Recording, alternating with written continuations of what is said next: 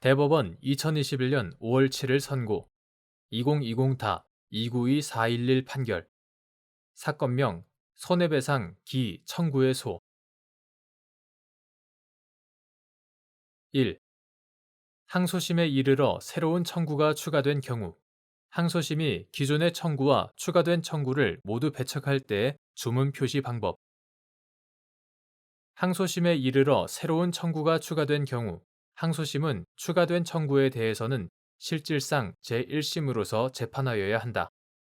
제1심이 기존의 청구를 기각한 데 대하여 원고가 항소하였고 항소심이 기존의 청구와 항소심에서 추가된 청구를 모두 배척할 경우 단순히 원고의 항소를 기각한다라는 주문 표시만 해서는 안 되고 이와 함께 항소심에서 추가된 청구에 대하여 원고의 청구를 기각한다라는 주문 표시를 해야 한다. 2.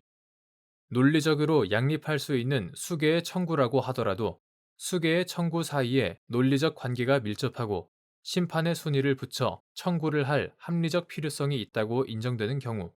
이른바 부진정 예비적 병합 청구의소가 허용되는지 여부 적극 청구의 예비적 병합은 논리적으로 양립할 수 없는 수개의 청구에 관하여 주의적 청구의 인용을 해제 조건으로 예비적 청구에 대하여 심판을 구하는 형태의 병합이다. 그러나 논리적으로 양립할 수 있는 수개의 청구라고 하더라도 주의적으로 재산상 손해배상을 청구하면서 그 손해가 인정되지 않을 경우에 예비적으로 같은 액수의 정신적 손해배상을 청구하는 것과 같이 수개의 청구 사이에 논리적 관계가 밀접하고 심판의 순위를 붙여 청구를 할 합리적 필요성이 있다고 인정되는 경우에는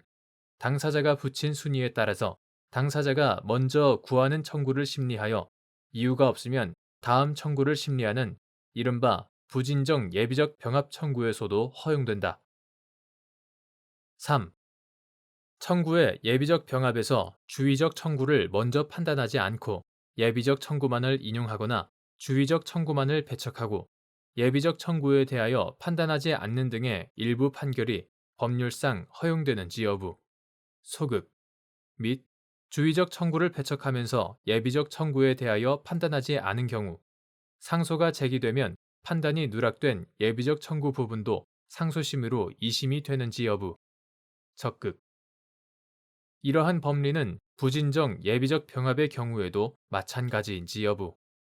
적극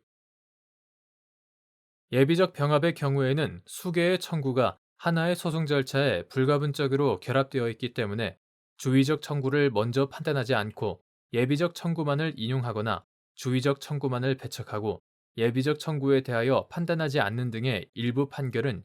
예비적 병합의 성질에 반하는 것으로서 법률상 허용되지 않는다. 그런데도 주의적 청구를 배척하면서 예비적 청구에 대하여 판단하지 않은 판결을 한 경우에는 그 판결에 대한 상소가 제기되면 판단이 누락된 예비적 청구 부분도 상소심으로 이심이 되고 그 부분이 재판의 누락에 해당하여 원심의 계속 중이라고 볼 것은 아니다.